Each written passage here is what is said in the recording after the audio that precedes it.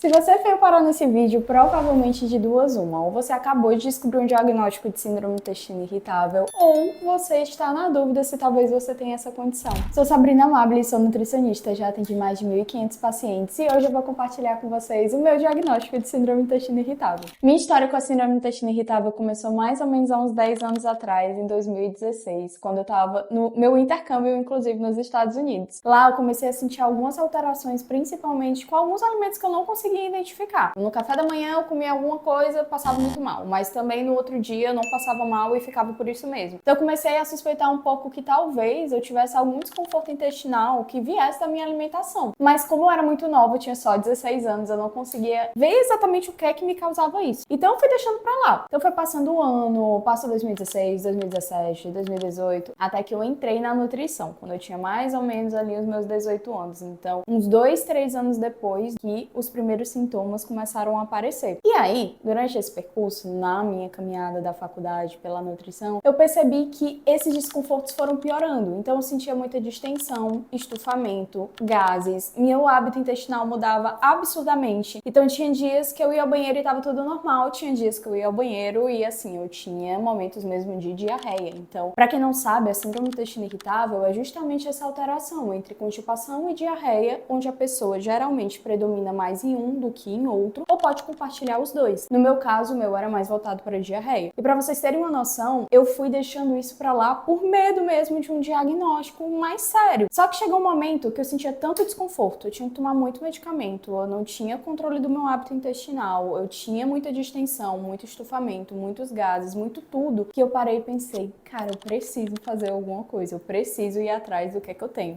E aí eu fui atrás de um gastro. Como é que a gente faz o diagnóstico de síndrome do intestino irritável? Basicamente, você precisa ir atrás de um gastro especialista no assunto, onde você vai fazer uma bateria de exames. Infelizmente, para SI, não tem um exame que diga assim, pronto, positivo para síndrome do intestino irritável. Na verdade, você vai fazer vários exames, vai descartar esse diagnóstico e se persistirem os sintomas e nenhum dos outros exames derem positivo, provavelmente é uma síndrome do intestino irritável. E foi assim que foi feito comigo. Fiz endoscopia, não deu nada, não deu refluxo, não deu gastrite, não deu H. pylori, nada disso. Fiz teste de intolerância à lactose também, nada. Fiz exame de sensibilidade a glúten, nada. Fiz ultrassom, nada. Fiz teste de tolerância oral à glicose, nada. Então todos os meus exames eram normais e nada justificava todo o desconforto que eu sentia. Então depois de ter feito todos esses exames, voltei no gastro e aí ele disse, realmente você tem síndrome do intestino irritável e a partir de hoje a gente precisa tomar algumas providências sobre o assunto. E aí a minha vida começou a mudar totalmente. Por quê? Eu percebi que o primeiro alimento que me causava desconforto, por incrível que pareça, era a banana. Todas as vezes que eu comia banana, eu passava muito mal. Era uma cólica insuportável que me incapacitava. Depois de um tempo, eu fui pesquisando e sentindo com outros alimentos também. Então, eu fui sentindo com açaí, com batata doce, com abobrinha, com abacate, com leite e derivados no geral. E eu fui tendo que excluir esses alimentos da minha rotina, porque toda vez que eu consumia, eu passava muito mal. Mas, gente, não era pouco mal, não, era muito.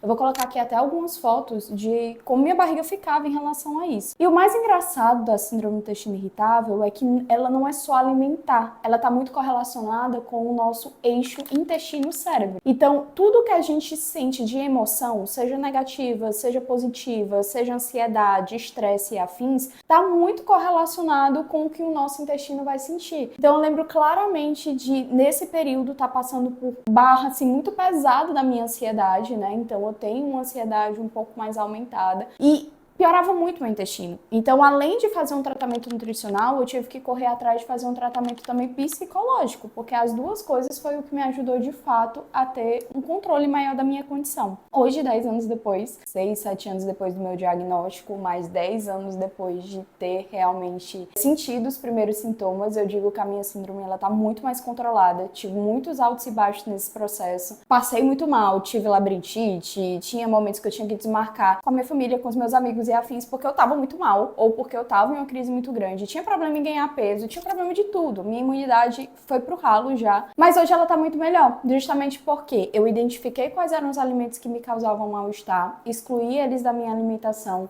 Hoje eu trato com probiótico também, que é uma suplementação muito legal para isso. Trato também a minha questão mental com terapia, então isso também me contribuiu, me ajudou muito. E o manejo de estresse. Então hoje eu lido muito melhor com as coisas do meu dia a dia e isso faz com que eu tenha também uma condição muito mais tranquila da minha síndrome. Então se você acha que pode ter uma síndrome do intestino irritável ou recebeu o diagnóstico e não sabe o que fazer, a primeira coisa que você tem que ir atrás é de um profissional capacitado para cuidar desse assunto. Então um nutricionista e um gastro é essencial e eles precisam cuidar da melhor possível da tua condição. Além disso, também te indico a terapia, porque a síndrome do intestino irritável, ela convive 100% com o que está acontecendo aqui dentro. Então, se você gostou desse vídeo, não se esqueça de se inscrever no canal, curte aqui o vídeo, deixa o teu comentário da experiência que você já teve sobre o assunto, que eu vou estar compartilhando muito mais sobre o mundo da nutrição por aqui.